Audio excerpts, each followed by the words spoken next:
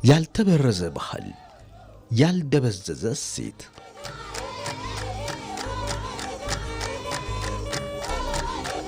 ጉራጌ አርሶ አደሮች ቤት ሲሰሩ ሁሉም ቦታ አንድ ቀን መኪና ገብቶ አያውቅም። ልክ መኪና መንገድ የሚመስል ግን ይተዋል።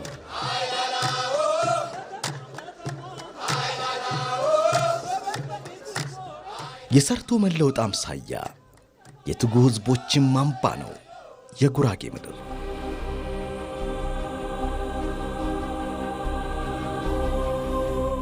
በትጉሃኑ ጉያ መገኛውን ያደረገው የወልቂጤ ዩኒቨርሲቲ ዓለም አቀፋዊነትን ከማኅበረሰባዊ እሴት ጋር አወዳጅቶ በርካቶችን በእውቀት አንጿል፣ እያነጸም ነው። ዓለም አቀፋዊ እሳቤ አለ፣ ሀገራዊ እሳቤ አለ፣ ቀጠናዊ እሳቤ ደግሞ አለ። ወደኛ ዩኒቨርሲቲም ስንመጣ እነዚህን ሁሉ ያቀፈ ነው።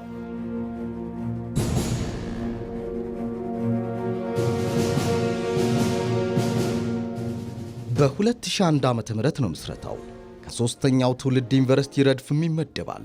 በ13 ፕሮግራሞች 565 ተማሪዎችን ተቀብሎ በ2004 ዓ.ም ሥራ የጀመረ የወልቂጤ ዩኒቨርሲቲ ዛሬ በሁለንተናዊ መልኩ አድማሱን አስፍቷል። ባለፉት 14 ዓመታት ረጅም ጉዞን ተጉዞ በርካታ ስኬቶችን ተጎናጽፏል። ሲጀምር በትውስት የጀመረው ግቢ ከጥቂት ቆይታ በኋላ ወደ ዋናው ወዳለበት ዋና ግቢ በወቅቱ የተጀመሩ ፕሮጀክቶች ተጠናቀው ስራ ጀመረ።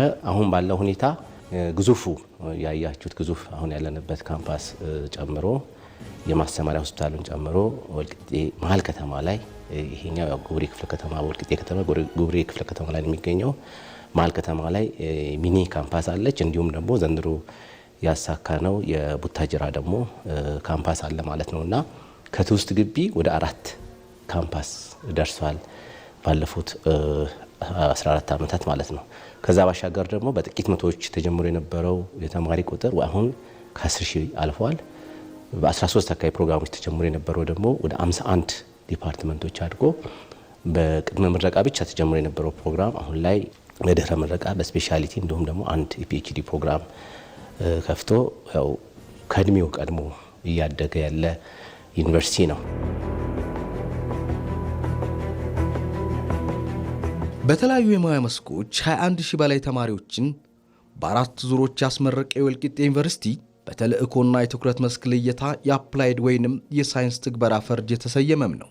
ይህ ውጥኑ እንዲሰምር በርካታ ስራዎችንም ሰርቷል።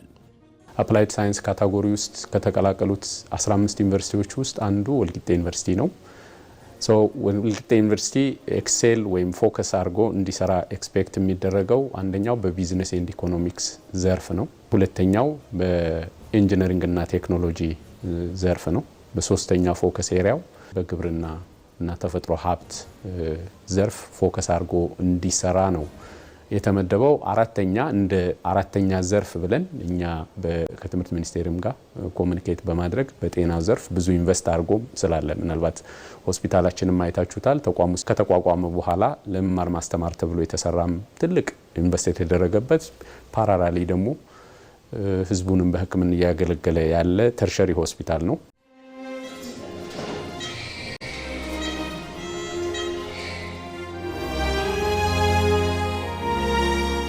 ዩኒቨርሲቲው እያንዳንዱን የትምህርት አሰጣጥ በቴክኖሎጂ አስተሳስሮ ወደ ዝማኔም አቅንቷል። ከ300 በላይ በበይነ መረብ የተሳሰሩ የንባብ ኮምፒውተሮች ያሉት ሲሆን ሙሉ ግቢው በገመድ አልባ ኢንተርኔትም ተወዳጅቷል። አሁን ላይ ቾክ አንጠቀምም፣ ዋይት ቦርድ አንጠቀምም። ሙሉ ለሙሉ በሚባል ደረጃ መማሪያ ክፍሎቻችን ስማርት ክላስ አድርገናቸዋል። ስለዚህ ተማሪዎች እዚህ ዩኒቨርሲቲ ሲመጡ ዩኒቨርሲቲው የስማርት ክላሶችን ሲያዩ ገና ከወዲሁ ከቴክኖሎጂ ጋር የመለማመድና ወቅቱን የዋጀው ነገር አስፓየር የማድረግ ነገር ልምዱን ያገኛሉ ማለት ነው። ከዚህ በተጓዳኝ ከማስተማሪያ ክፍሎቻችን በተጨማሪ ቤተ መጻሕፍቶቻችንም እንደዚሁ በዛው ልክ የተደራጁ ናቸው። በዲጂታል ላይብራሪያችን ከ300 በላይ ኮምፒውተሮች ያሉት ነው። አሁንም እያስፋፋን እየሄድን ያለ ነው። ለተማሪዎቻችን የምንሰጣቸው ፈተናዎች ሙሉ በሙሉ ኮምፒውተራይዝድ በሆነ መልኩ እየሰጠን ነው። አሁን በሃርድ ኮፒ ፈተናዎች መስጠት አቁመናል። በአብዛኞቹ ኦልሞስት አቁመናል ማለት ይቻላል። ኤክሴፕት አንደኛ ዓመት የተወሰኑ ኮርሶች ካልሆኑ በስተቀር ሌሎች ከኢለርኒንግ ጋር የተገናኘ እንደዚሁ ኮርሶች ለመስጠት በተለይ ከሃይብሪድ በሆነ መልኩ ሃይብሪድ ማለት በተወሰነ መልኩ ዲጂታላይዝ በሆነ መልኩ ኮርሶች ለመስጠት ብዙ እንቅስቃሴዎች ጀምረን እያሳካንም ጭምር እንገኛለን። የስልጠና እድሎች ለምሳሌ ይሄ 5 ሚሊዮን ኮደርስ እንዲጠቀሙ ፕላትፎርሞች ፈጥረን ተማሪዎቻችን በኦልሞስት ሁሉም ተማሪዎቻችን ስልጠናዎች እየወሰዱ ይገኛሉ።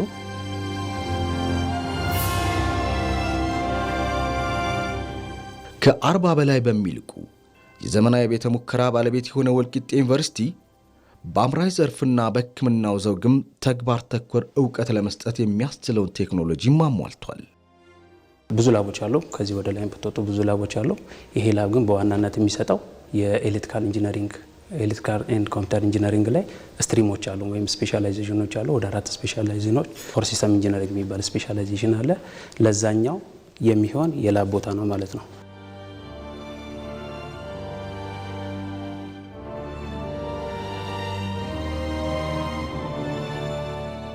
ይሄኛው ላብ እንግዲህ በሕክምና ቋንቋ ሳይድ ላብ ይባላል። ወይም ጎንዮሽ ቲዮሪ ክላስ እያስተማርን ተማሪዎችን ፕራክቲስ የምናሰራበት የሕክምና ላቦራቶሪ ላብ ነው። ይሄ ላቦራቶሪ ኮመንሊ የምንሰራቸው ክሊኒካል ኬሚስትሪ፣ ሜዲካል ማይክሮባዮሎጂ፣ ሜዲካል ፓራሳይቶሎጂ ኤንድ ኢሚኖሴሮሎጂ የሚባሉ ኮርስ ቴስቶችን እዚህ ጋር እናሰራቸዋለን።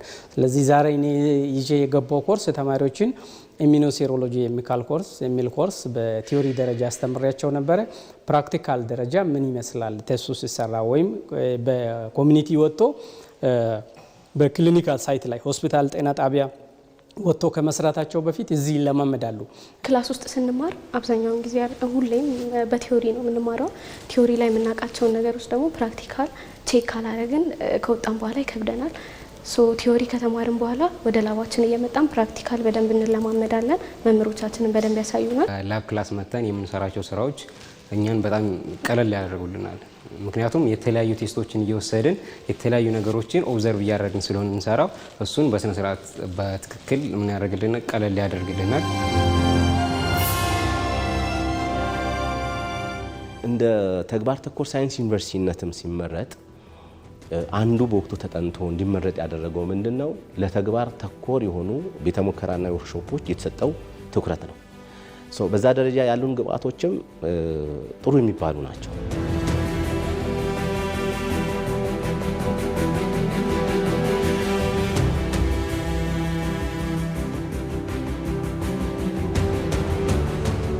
የዋናውን ካምፓስ ቅጥር ግቢ ለመማር ማስተማር ምቹና ማራኪ ከማድረጉም ጎን ለጎን ለማዕከላዊ አስተዳደር ማዕከልነት ግልጋሎት የሚሰጥ የዘመነን ህንፃ በ40 ሺህ ካሬ ላይ ማንጿል።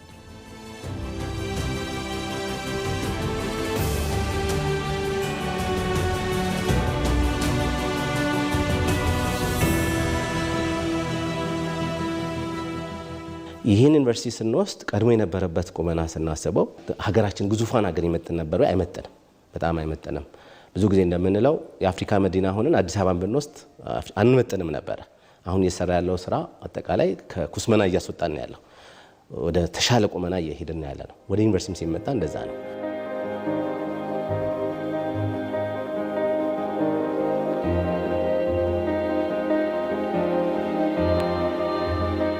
ህንጻችን ተመርቋል። በጣም ትልቅ ሚና አለው። ምክንያቱም የአገልግሎት አሰጣጣችን በአንድ ቦታ በተቀላጠፈ መልኩ ለማስኬድ ይጠቅመናል።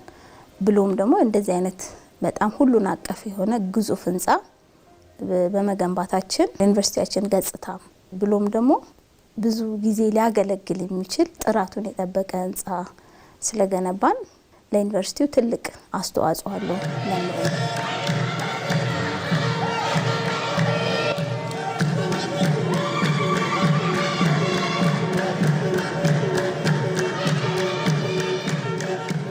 ዓለም አቀፋዊነትን ከአካባቢ እሴት ጋር አስተሳስሮ የታነጸው ይህ ማዕከል ከ250 በላይ ቢሮዎች በ7583 ካሬ ላይ ያሳረፈም ሲሆን 5 ወለልና የራሱ የኃይል አማራጭም አለው። አጠቃላይ የህንፃው ንድፍ ላይ ዓለም አቀፋዊ የሆኑ የተንጸባረቁ ነገሮች አሉ። አንድ ሰው ከየትኛውም ዓለም ቢመጣ እዚህ ዩኒቨርሲቲ ውስጥ ሲረግጥ ግሎብን ሲያይ፣ የዓለም ካርታዎችን ሲያይ ዩኒቨርሳል መሆኑን ይረዳል ማለት ነው።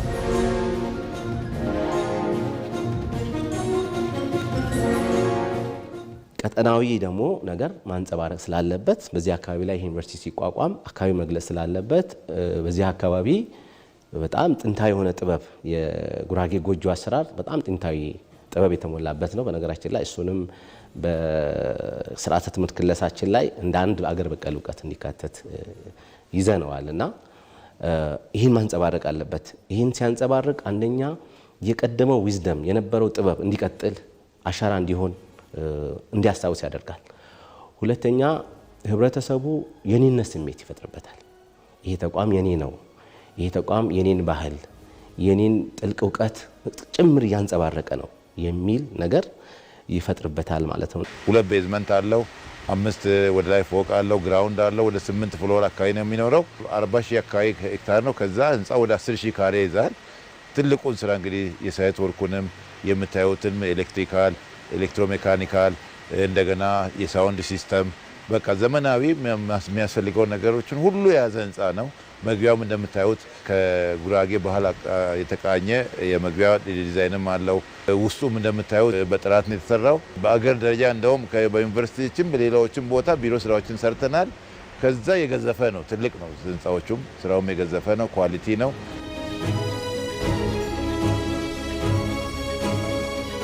ግቢው ሙሉ በሲሲቲቪ ካሜራ ነው የሚጠበቀው። የጥበቃ አባሎቻችንም ከፌዴራል ፖሊሶች ጋር በመሆን በደንብ ይጠብቃሉ። በዛ ላይ ግቢውን ደግሞ ሙሉ መብራት እንዲኖር በማድረግ ተማሪዎቻችን ሞር ሰኪዩርድ እንደሆኑ እንዲሰማቸውና ትምህርታቸው ላይ እንዲያተኩሩ እንጥራለን ማለት ነው።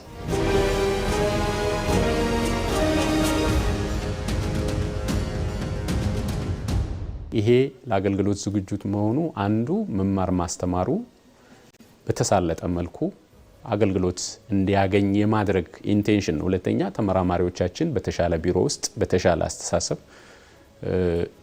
እንዲያስቡ የሚያደርግ ህንፃ ነው። የሆነ ሆኖ ብዙ የቢሮ ችግሮችን የሚቀርፍ ነው። ሰፊ ህንፃ ነው እንደምታውቁት።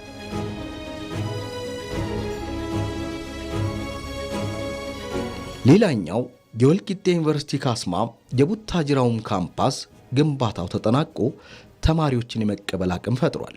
ለመምህራንና አስተዳደር ሰራተኞች መኖሪያ መንደርም ጭምር ያካተተ መሆኑ ደግሞ ምቹ ያደርገዋል።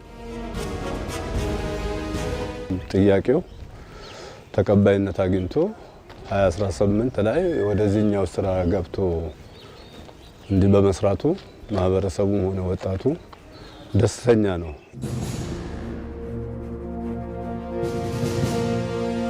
ጥንስሱ በጉራጌ ባህልና ልማት ማህበር ሆኖ በግንባታ ሂደት ላይ ሳለ የወልቂጤ ዩኒቨርሲቲ የተረከበው መገኛውን ጉብሬ ክፍለ ከተማ ያደረገው የወልቂጤ ኮምፕሬሄንሲቭ ስፔሻላይዝድ ሆስፒታል የጤና ሳይንስ ኮሌጅ አካል ሆኖ ለአካባቢው ማህበረሰብ ሕክምና አገልግሎት በላቀ መልኩ ከመስጠት ባሻገር የበቁ የጤና ሳይንስ ምሁራንን መፍለቂያ ነው።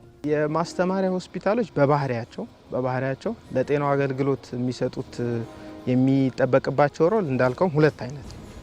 እና የበቃ ወደ ጤናው ይሄ ሄልዝ ፎርስ የምንለው የሚቀላቀል የበቃ የጤና ባለሙያ ያመርታሉ።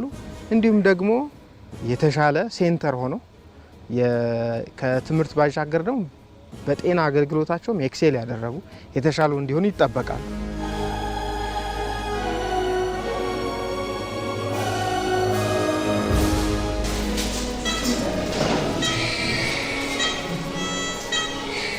አገልግሎት አንጻር ኮምፕሬሄንሲቭ ሁሉን አቀፍና አጠቃላይ ሆስፒታል እንደመሆኑ መጠን ሁሉንም ሰርቪሶች በማከለ መልኩ ነው ሰርቪሶችን ወይም የሕክምና አገልግሎቶችን እየሰጠን ያለ ነው።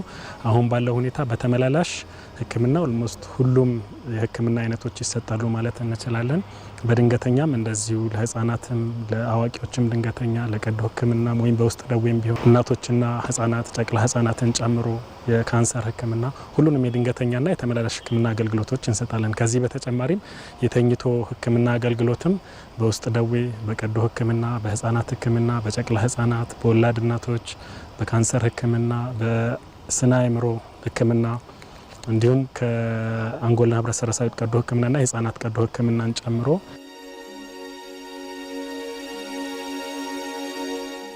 እንደ ማህበረሰብም ትልቅ አገልግሎት እየሰጠን ያለው እዚህ ቀጠና ላይ በዙሪያው ካችመንቱም ጨምሮ የሪፈራል ሆስፒታል የለም።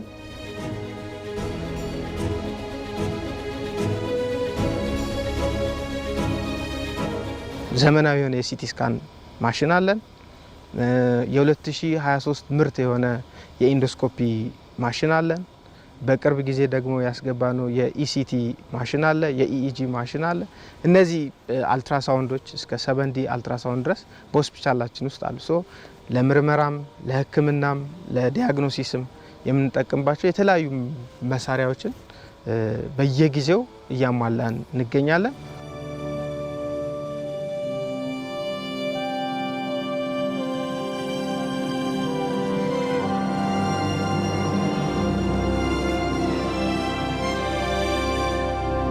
ሕክምና የሚሰጡ ሰዎች ታማኝ 24 ሰዓት የሚሰሩ ታታሪ ደከመን ሰለቸን የማይሉ ታማሚ ይጠየቃል።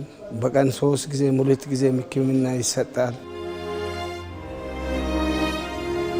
በ7 የጤና ዘርፎች ምሁራንን እያበቃ ያለው ኮሌጁ በመውጫ ፈተናም ጭምር የበቁ ባለሙያዎችንም እያበረከተ ነው። በመጀመሪያ ዲግሪ ደረጃ በሕክምና፣ በህብረተሰብ ጤና፣ በፋርማሲ፣ በሜዲካል ላቦራቶሪ፣ በአነስቴዥያ በአጠቃላይ በ7 ፕሮግራሞች በነርሲንግ በሚድዋይፈሪ ጭምር በ7 ፕሮግራሞች የአንደርግራጁዌት ፕሮግራም ይሰጣል። እንዲሁም በማስተርስ ደረጃ ደግሞ የሪፕሮዳክቲቭ ሄልዝ እና የኒውትሪሽን የማስተርስ ፕሮግራም አለው ማለት ነው ኮሌጁ። ሌላው በተጨማሪ 4 የስፔሻሊቲ ስልጠና ፕሮግራሞችን ያካሂዳል። እንደውም የመጀመሪያውን ባች የሚያስመርቀው በዚህኛው አመት ነው በስፔሻሊቲ ስልጠና። ያም ማለት በቀዶ ሕክምና፣ በህፃናት ሕክምና ስፔሻሊቲ፣ በማህጸንና ጽንስ ስፔሻሊቲ እና በውስጥ ደዌ ስፔሻሊቲ የስፔሻሊቲ ፕሮግራሞች አሉት ማለት ነው። ዘንድሮ የመጀመሪያዎቹን ስፔሻሊስት ሐኪሞች ያስመርቃል ማለት ነው።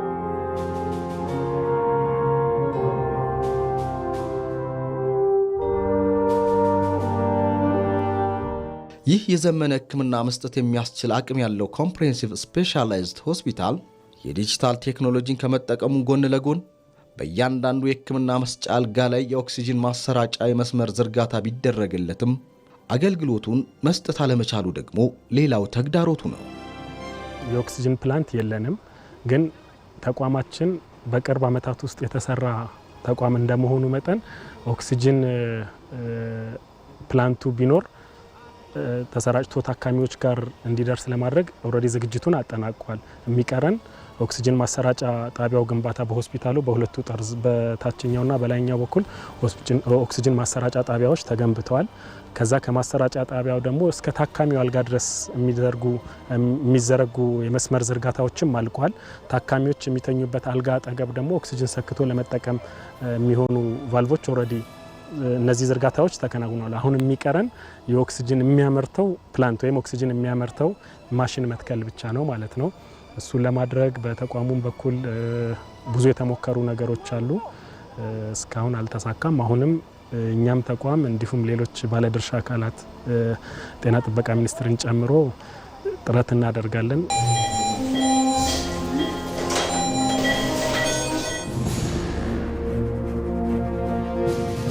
ከዋናው ካምፓስና ከሆስፒታሉ በቅርብ ርቀት ላይ የተገነባው የመምህራንን የጋራ መኖሪያ መንደር ለመማር ማስተማሩ ስራ ብሎም ለሆስፒታሉ አገልግሎት አሰጣጥ ምቹ ምህዳር ፈጥሯል። በከተማ ውስጥ እዚህም ባለው ክፍለ ከተማ እንዲሁም መሀል ወልቂጤ ላይ የስታፍ መኖሪያ አለን።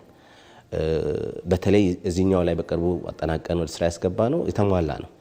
የራሱ የሆነ ውሃ አቅርቦት ያለው ነው። ቀጥታ ከከተማ የማይጠብቅ ውስጡ በጣም ጥሩ ፈንሽ የሆነ ነው። ይህንን ለመምህራኖቻችን እንዲሟላ የማድረግ መኖሪያ ቤት ገንብተን ይህንን እንግዲህ እየኖሩ ይገኛሉ። ከዛ በተጨማሪ ትምህርት ቤቶች አሉን። 2 ትምህርት ቤቶች አሉን። በእነዚህ 2 ትምህርት ቤቶች አጠቃላይ ዩኒቨርሲቲያችን ሰራተኞች ልጆቻቸውን ያስተምራሉ። በተጓዳኝ ደግሞ የአካባቢ ማህበረሰብ ያው እኛ እዚህ ስንኖር የአካባቢ ማህበረሰብም ጭምር ነን በነገራችን ላይ እና እነዚህ ትምህርት ቤቶች ትልቅ አገልግሎት እየሰጡ ነው።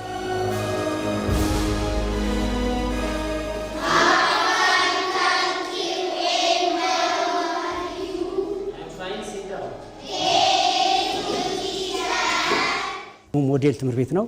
ስለዚህ ቀጣይ የተሻሉ እንደ ሀገርም እውቀት ያላቸው አቅም ያላቸው ተማሪዎች እንዲወጡበት ታስቦ የተሰራ ነው።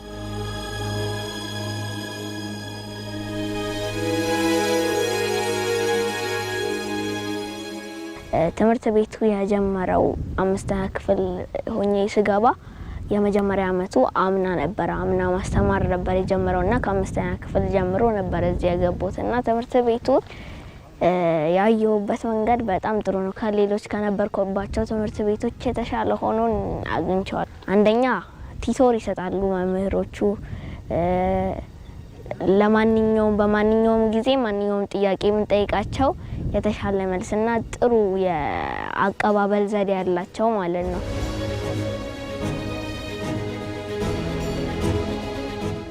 በዋናው ግቢ ግልጋሎት እየሰጠ ያለው የህፃናት ማቆያ ማዕከልም ሴት ሰራተኞች በሙሉ አቅማቸው ትኩረታቸው ስራ ላይ እንዲሆን እድልም ፈጥሯል።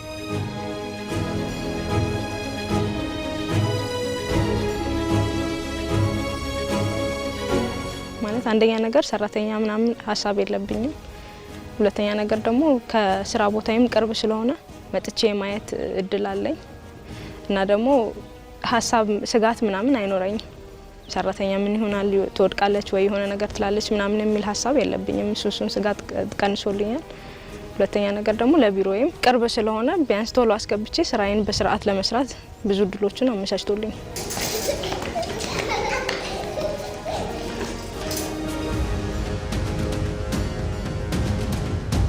የህፃናት ማቆያ በዋናነት መመስረቱ የእናትን ተደራራቢ ኃላፊነትና ሸክምን መቀነስም ጭምር ሚና አለው። ሌላው ደግሞ ህፃናቶቹ በራሳቸው ከተለያዩ ነገሮችን እንዲጠበቁ ጥሩ የሆነ ስብዕና ኑሯቸው ከሳይኮሎጂ ከተለያዩ ጥቃቶች ከሚደርስባቸው ነፃ እንዲሆኑ እርስ በርስም ደግሞ እዚህ ብዙ ህፃናት ስለሆነ አንድ ላይ ማዕከሉ ላይ ያሉት የንግግር ክህሎታቸውንም ከማዳበር አንጻር ጠቀሜታ አለው ብዬ ነው ማምነው። አሁን ባለን ከረንት መረጃ 105 ህጻናት አገልግሎት እያገኙ ነው ያሉት ማለት ነው እዚህ ማዕከል ላይ።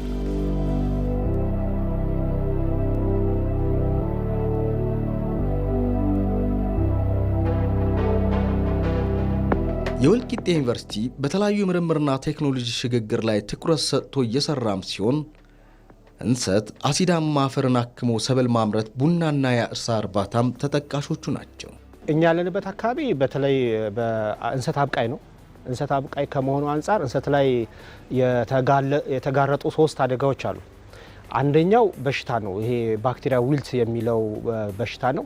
እዛ ላይ ተመራማሪዎቻችን የተለያዩ ምርምሮችን ያደርጋሉ። አሁን በደረሱበት ደረጃ የሳይንሱ የደረሰው ሃይጂን በሚል ነው።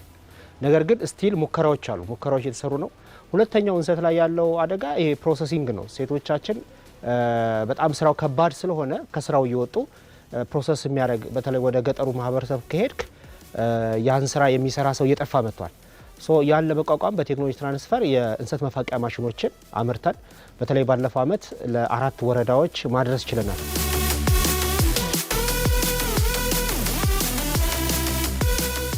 ሌላው ቡና ነው።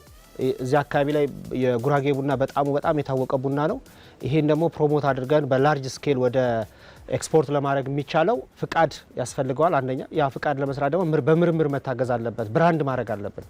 ስለዚህ ከጅማ የቡና ምርምር ማዕከል ጋር በመተባበር ላለፉት 8 ዓመታት የቆየ የጉራጌ ቡና የሚል ቫራይቲ ለማውጣት ምርምር እየሰራን ነው። እሱ ምርምር አሁን ወደ መጨረሻ ደረጃ ደርሷል። ምናልባት ቢቆይ 1 ዓመት ወይ 2 ዓመት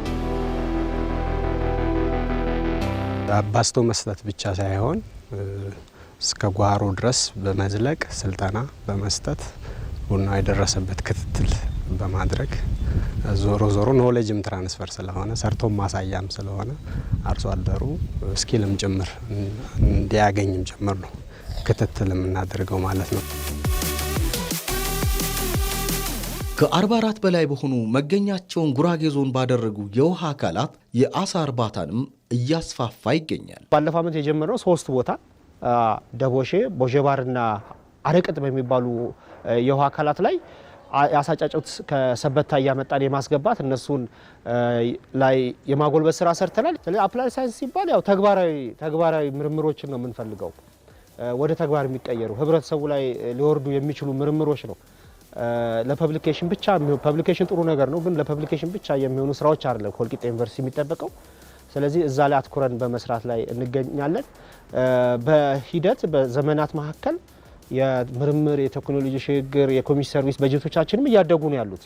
ግራንቶች እያገኘን ያለ ነው። እሱ ላይ ግራንት ላይም ክፍተት አለብን ስቲል፣ ግን አሁንም ጥሩ ጅማሬዎች አሉ። እዛ ላይ እየሰራን ውጤት ተኮርና ችግር ፈቺ ምርምሮችን ለመስራት ነው እንደ ፕላን የያዝነው ማለት ነው። በሀገራችን ያሉ ዩኒቨርሲቲዎች በሂደት ኦቶኖመስ ወይም ራስ ገዝ እንዲሆኑ በተቀመጠው አቅጣጫ መሰረትም ዩኒቨርሲቲው ኢንተርፕራይዞችን አሰማርቶ ከወዲሁ እንቅስቃሴ ጀምሯል። ዩኒቨርሲቲዎች አሁን በሂደት አውቶኖመስ መሆን ይጠበቅባቸዋል። ራስ ገዝ ለመሆን አንዱ በገቢንም ራስ ማገዝ ያስፈልጋል እና ከዛ አንጻር ኢንተርፕራይዝ አቋቁመናል። ይሄ ያቋቋምነው ኢንተርፕራይዝ አሁን ባለው ሁኔታ የጀመራቸው ፕሮግራሞች አብዛኞቹ ከግብርና ፕሮግራሞቻችን ጋር የተገናኙ ናቸው። ስለዚህ ገቢን ከማመንጨት ጎን ለጎን ተማሪዎቻችን ፕራክቲስ እንዲያደርጉ ጥናትና ምርምር እንዲካሄድባቸውም የማድረግ ስራ ያግዛል እና ይሄ ለአውቶኖሚው ቅድመ ዝግጅት የምናደርግበት እንዲሁ ደግሞ ለዲፍሬንሺዬሽን ወይም ለልየታውም ደግሞ የግብርናው ዘርፍ የምናገዝበት ነው። ምናልባት አይታችሁት ከሆነ ሰፊ የሆነ የሰብል ማልማት ስራዎች እየሰራን ነው ያለ ነው። ከፍተኛ መጠን ያለው ጤፍ፣ የጓሮ አትክልት ያለማን ነው ያለ ነው። የእንስሳት እርባታ አለን። በተለይ ወተት ላሞች እርባታና የማድለብ ስራ እንደዚሁ እንሰራለን። የመኖ ማቀነባበር ስራ እንደዚሁ እንሰራለን።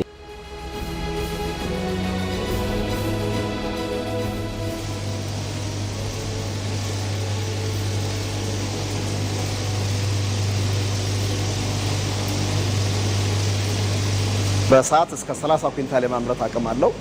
ምርት ስራ የጀመረ በ2015 ጀምሮ ነው። እንግዲህ ከዛ በፊት እንደ ዞናችን የእንስሳት መኖ ማቀነባበሪያ አልነበረም። አርሶ አደሩም ማህበረሰቡም ዩኒቨርሲቲውም ከሌላ ቦታ እያመጣ ነበር የሚጠቀመው ማለት ነው። በ2015 ግን ይህን ማሽን ዩኒቨርሲቲው አስጀምሮ የሁሉም እንስሳት የወተት፣ የድለባ፣ የጥጃ፣ የጊደር፣ የዶሮ፣ የበግና ፍየል የሁሉም የማምረት ስራ እንሰራለን ማለት ነው። እንግዲህ ማሽኑ የማምረት አቅሙ እንደተጠበቀ ሆኖ ዋናው የማምረት አቅማችን የሚወሰነው እኛ የምናመርተው የምንጠቀማቸው እንስሳቶች አሉ ለነሱና እንደዚሁም ደግሞ በዙሪያችን ያሉ የማህበረሰብ ተጠቃሚዎች ከኛ መኖ ገዝተው ይጠቀማሉ። የነሱን ጥያቄ መሰረት በማድረግ የመኖውን ጥራት በጠበቀ መልኩ አምርተን በሽያጭም ለኢንተርፕራይዙ ለራሱም ለማድለብ አለን። የበግ ማሞከትና እርባታ አለን። እንደዚሁም የወተት ፕሮጀክቶች አሉን። ለነዚህ ፕሮጀክቶቻችን የዚህ ስራ እንጠቀማለን ማለት ነው።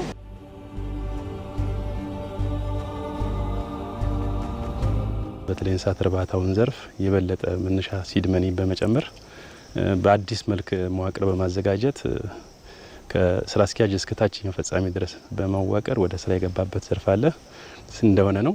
ሁለተኛ ከዚህ ዘርፍ አንጻር ያው ሰፊ ስራ የሚሰራው በእንስሳት እርባታ ነው። በአሁኑ ሰዓት ቀደም ብሎ የነበሩትን እርስ በርሳቸው በማባዛት ወደ 57 የሚደርሱ የእንስሳቶች አሉ። ከነዚህ ውስጥ 22ቱ የሚታለቡ ናቸው፣ 2ቱ እርጉዝ ናቸው፣ የማይታለቡ ናቸው። ወደ 14 ጊደሮች አሉን፣ ወደ 13 ጥጆች አሉን፣ 6 ኮርማዎች አሉን። እነዚህን ይዘን እያባዛን ወተት በየቀኑ ለግቢው ማህበረሰብ እናቀርባለን። በአማካይ እስከ 200 ሊትር ለግቢው ማህበረሰብ እያቀረብን እንገኛለን። እንግዲህ ይህንን ስንሰራ ጎን ለጎን ያው የእርባታው ዘርፍ አንዱ ዘርፋችን ነው። ቀጥሎ የማድለብ ዘርፍ አለ። የማድለቡም ዘርፍ እንደዚሁ ለግቢው ማህበረሰብ አጠቃላይ ስጋ አቅርቦት እኛ ነን የምናቀርበው። ተወዳድረን አሸንፈን ነው የገባ ነው። ከብቶችን እያገባን እያደለብን ስጋ እያቀረብን እንገኛለን። ከዛ ባለፈ ለዚህ ሁሉ ኢንፑት የሚሆነን በእንስሳት ዘርፉ የመኖ ማቀነባበር ስራ አለ። ይሄ የመኖ ማቀነባበር ቅድም ያያችሁት ነው።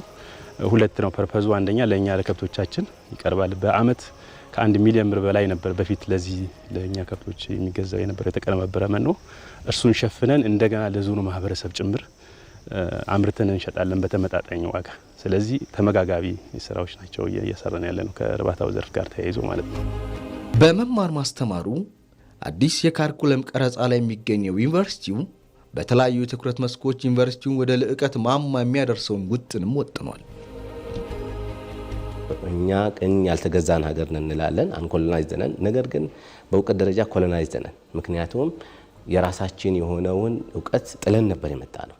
ባለፉት ዓመታት መንግስታችን ለሀገር በቀል እውቀት ልዩ ትኩረት ሰጥቷል። ስለዚህ አሁን የምናደርገው የስርዓተ ትምህርት ክለሳ ወይም ዝግጅት በአጠቃላይ የሀገራችን እንደ ባህሪው ማለት የሀገራችን ሀገር በቀል እውቀቶች እንዳይረሱ የማድረግ ስራ ላይ አተኩረን እየሰራን እንገኛለን።